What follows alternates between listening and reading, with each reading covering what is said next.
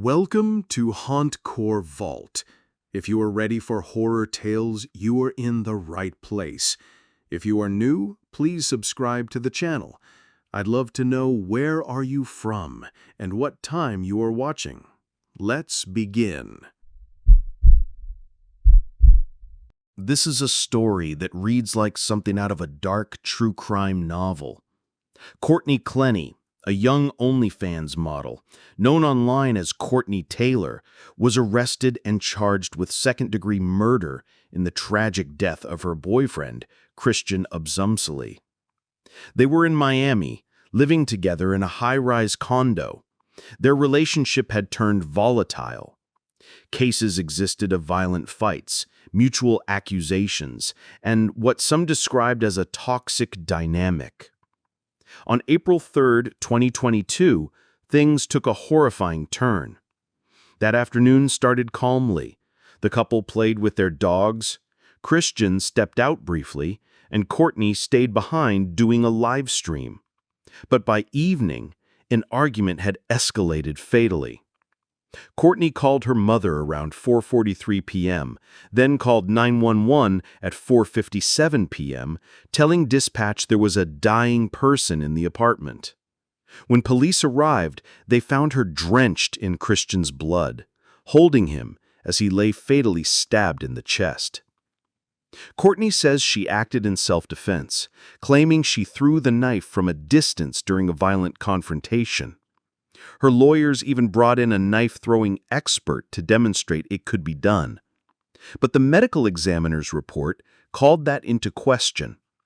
The wound was deep and downward, more consistent with a deliberate stab than a throw. Video evidence only added complexity. One clip from an Aspen trip showed Courtney violently attacking Christian, hinting at a pattern of aggression. Another elevator video showed her pushing and striking him again. Courtney wasn't arrested immediately. Months passed, and she eventually flew to Hawaii seeking rehab for PTSD and substance issues. It was there authorities arrested her in August 2022. It doesn't get less dramatic. Investigators searched and collected data from her cell phone and even her parents' iCloud accounts. Her parents were charged with trying to access Christian's laptop, but those charges were dismissed after a judge said the attorney-client privilege had been violated. Courtney's been denied bail, labeled a flight risk, and remains jailed. At the same time, she listed a $1.4 million home she'd bought after the incident, but she hasn't been able to live in it. Her trial is still pending. The defense is pushing to disqualify the current prosecutors over the mishandled digital evidence. No trial date has been set yet. In this case, you've got fame, fortune, jealousy, substance abuse, possibly abuse, expert testimony using hog skin to mimic human flesh, and a woman pleading self-defense for a fatal stabbing. At its core, a tragic death, murky motives, and a court case that's riddled with complications. It started with a ding on my phone, a notification from my OnlyFans announcing a new subscriber. That wasn't unusual. Most of my fans are sweet, sending tips with cheeky requests or shy compliments. This one just sent an old, worn-out teddy bear with no note. I'd have brushed it off if not for the bear's unsettling, stitched-up eyes that seemed to pierce right through its scruffy fur. I tossed it in a corner of my room and moved on. Days turned into weeks, and the gifts kept arriving, each more personal than the last. A necklace I lost at a club years ago, a postcard I sent my grandma from Paris, even a photo of my childhood dog, long passed away. How did this fan find these things? Then came the letters, each typed, with no signature, just a chillingly familiar recounting of my past. Memories I never shared online, moments I thought were private, poured out on paper as if my own mind had betrayed me.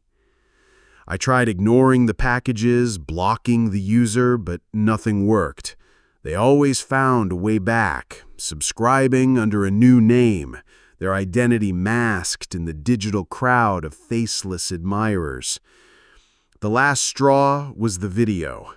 It popped up in my message requests, a grainy clip showing a figure walking through what looked like my old high school. The camera panned up to reveal the face of the person filming, except there was no face, just a blur where features should have been. But the voice, it whispered my name, chilling me to the bone. I called the police, but what could they do? The account was untraceable. The gifts sent from different locations around the world. No fingerprints, no leads. They told me to tighten my security, maybe take a break from streaming. But this was my livelihood. So I kept going, pretending everything was fine, smiling for the camera while my nights were haunted by the fear of who or what was watching me. Every shadow seemed to whisper, every creak of my house a sign that my faceless fan was near. Tonight, I'm going live for the first time in weeks. I've triple-checked my locks, bought a new security system, even got a friend to sit off camera. But as I prep, my phone dings again. It's a message from a new subscriber, a video link, and nothing else. My finger hovers over the button. I know I shouldn't click it, but fear and curiosity are a potent mix. The video loads, a live feed of my own room, viewed from a corner. I whirl around to the spot, heart slamming against my ribs, but there's nothing there. Just the empty space, and the teddy bear with the stitched-up eyes sitting where I threw it weeks ago. Except now, one eye is missing, and in its place, a tiny camera lens winks at me. My screen flickers, and a new message types itself out one letter at a time. See you soon. I'd been swiping through profiles for maybe a minute when I came across a woman who had all the qualities I look for in a partner. I won't waste time listing them, just know that she had them all. Not wanting to miss out on a potentially great relationship, or at least a great weekend, I bought and sent a super like and went on swiping. A few moments later, the app informed me that I had a match, and, thankfully, it was the aforementioned girl. We talked for a bit, shared basic information about ourselves, and I confirmed all the things she'd listed in her bio. She was, without a doubt, my dream girl. What I hadn't expected, what she didn't have listed anywhere in her bio, was that she made content for OnlyFans, and without any kind of teasing or flirtation, bluntly asked if I'd like to help her make a video or two. I was somewhat disappointed that the interaction seemed like it would be a casual, sub-romantic thing, but I was also overjoyed that I'd be participating in the creation of such content. I did, however, insist that my face be hidden, which she said was fine. We chatted for a little longer, and then she gave me a time and a place to come over for filming. I had a flight the following day, but figured I would be able to go over and even spend the night and still make it to the airport on time. Before leaving, I stopped by my friend's house to drop something off and showed him the picture of the girl.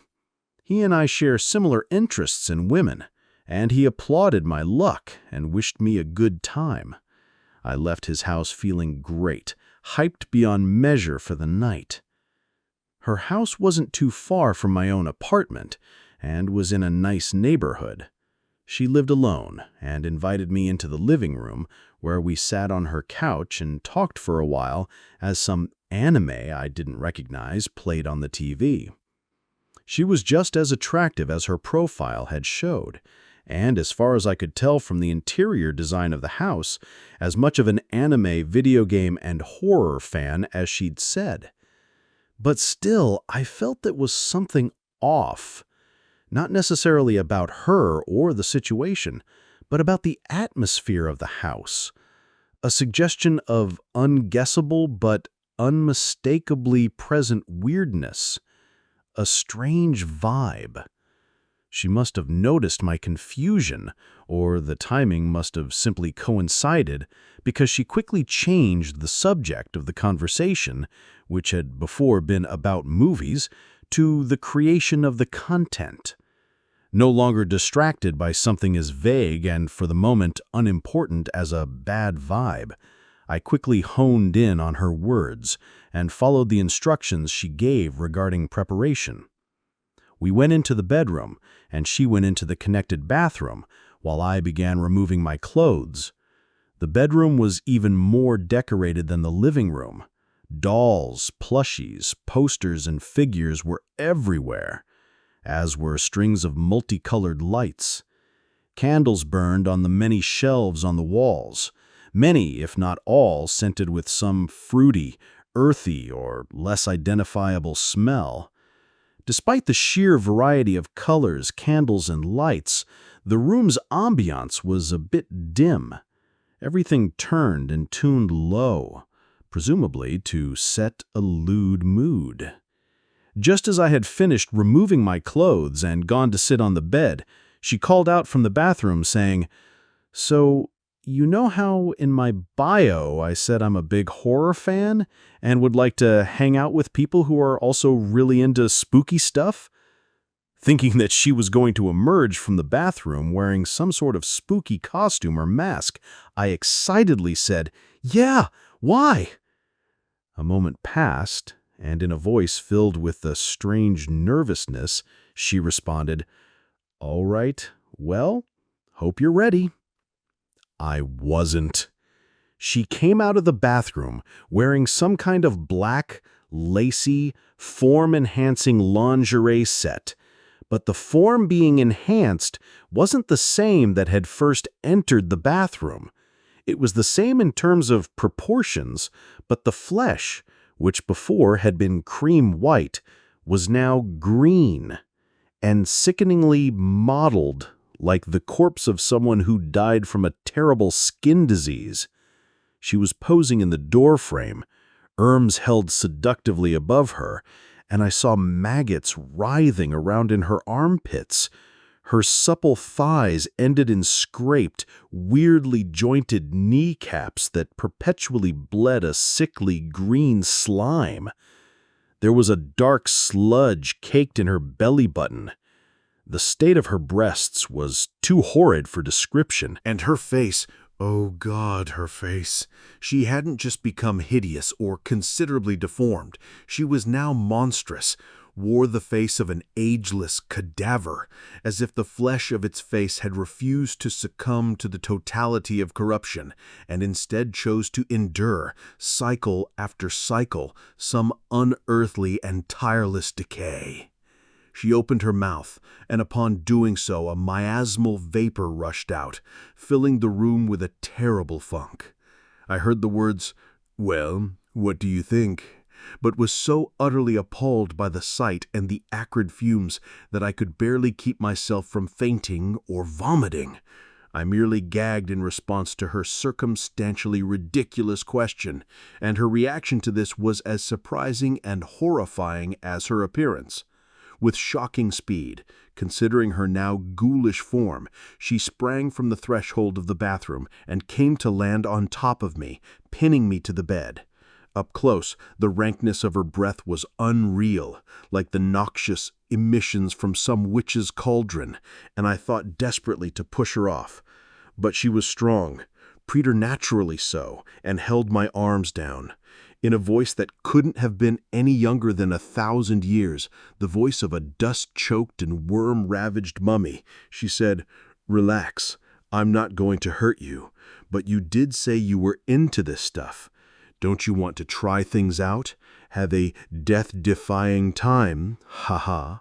I screamed even louder this time, and she got up, if only to distance herself from my embarrassing hysterics. She sat down on the bed next to me, and upon looking down at my lap, I saw a puddle of greenish-yellow sludge, and the suggestions of where it had come from heightened my terror to a mentally unsupportable level. I just started shrieking, madly and incoherently, all the while that ghoul girl watched, with a grin that could have been attributed to some sick amusement or the natural repose of a corpse's face. She put a hand on my shoulder in an attempt to calm me down, and the cold clamminess of it made me bolt upright and leap away. I backed myself into a corner, even though she remained on the bed, and pleaded with her to let me go, to not kill me and devour my flesh. A puzzled expression came over her face, and then an expression of sincere hurt, and despite how horrendously she still looked, I suddenly felt a little guilty for what I said. I forced myself to calm down a bit, staying by the door but relaxing my arms, which I had needlessly raised in defense, and she said, "I'm not going to eat you. That wasn't the plan. I just thought that, since you're a fan of horror stuff, you'd be able to look past my appearance, especially since we have so many other things in common. I didn't ask to be this way, but this is how I am. I can mask it, hide it, but eventually you'd find out, so I figured, why not show you now? There's a market for this stuff on the internet, but my fans keep asking me for content with another person, and while many have offered to help me themselves, I don't want to be with someone who's only with me for how I look, for what I am." I found myself feeling for her tragic story, even though I would have before laughed at the very idea of her existence even being possible. But still, I knew I'd never be able to get over the endlessly rotting and horribly necrotized flesh. So I apologized for having been so rude, gathered up my clothes, and got out of there. I drove home thinking that I had handled the situation well, all things considered. I, of course, unmatched her on the app, in case I later found myself feeling guilty enough or somehow horny enough to go back. The next morning, just before boarding my flight, I got a message from my friend, a picture of him and her together on her couch. The accompanying text said, "Hey man, matched with your girl. Guess you weren't enough. She said she wants to show me something. She also seems kind of pissed, like she needs to let off some steam. Were you that bad? Have a nice flight," followed by a series of emojis. That was 3 hours ago. I've tried calling and texting him, but he hasn't responded. I'm now 2,000 miles away. Growing up without a lot of money, I never thought I'd own my own house. Then I started my OnlyFans last summer, and the money came pouring in almost faster than I could count it. I closed on a small but comfortable place with a nice yard and a porch back in March. It was my dream house, and I couldn't have been happier. Over the course of a few months, however, my dream became a nightmare. Starting an OnlyFans was a spur-of-the-moment decision I made.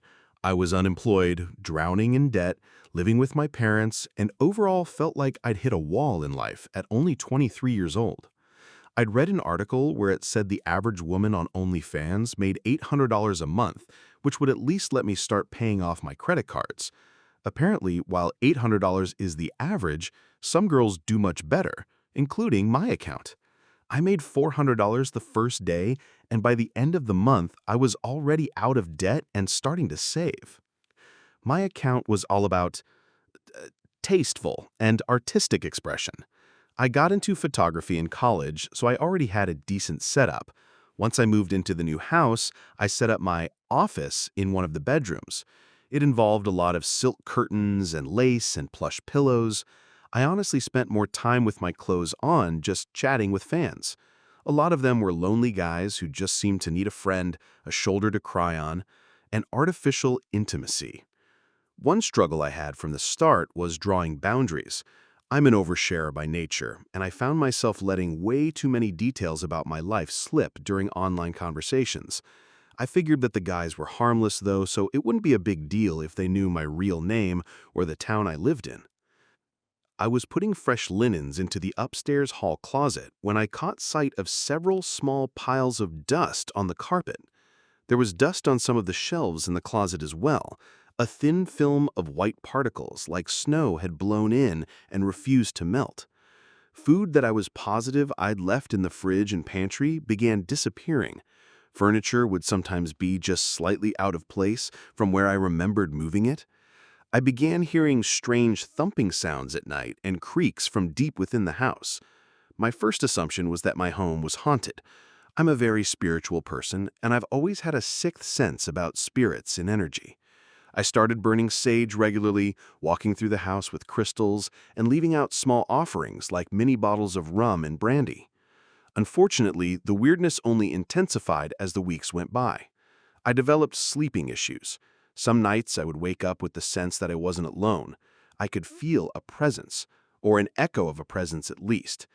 I became increasingly paranoid as sleep deprivation took its toll.